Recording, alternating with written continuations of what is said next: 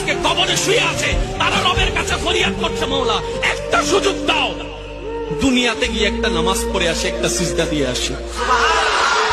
কবরবাসী চিৎকার করে রবকে বলে, মওলা ভুল করেছি, ভুল করেছি, ভুল করেছি, একটা সুযোগ দাও।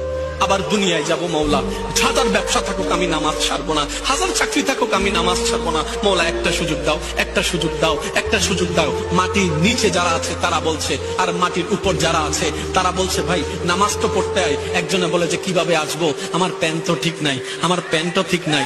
যুবক, তোমার বাবা যদি নামাজ তা পড়ে তুমি পড়বা।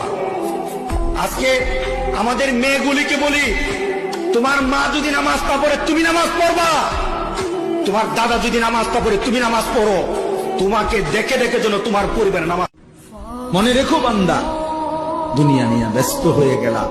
আল্লাহকুমুত তাকাসুর, দুনিয়া বাড়ানোর নেশা তোমাদেরকে আমি আল্লাহ থেকে, ইবাদত থেকে গাফেল করে দিল।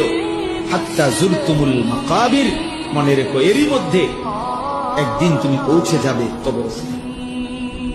মনোযোগ দিলেও মরে যাইবা, অমনোযোগ হইলেও মরে যাইবা, সেজদা দিলেও মরে যাইবা, নাফরমানি করলেও মরে যাইবা। যখন দেখবেন কোরআন আপনার বাসায় পড়ে আছে আর কোরআনের উপরে ধুলা জমে গেছে, তখন বুঝবেন যে আপনার কলবেও ধুলা জমে গেছে। আপনার কলবের মধ্যে এখন পরিচ্ছন্নতা নাই, নূর নষ্ট হয়ে গেছে। এই কারণেই তো কোরআনের উপর ধুলা পড়েছে।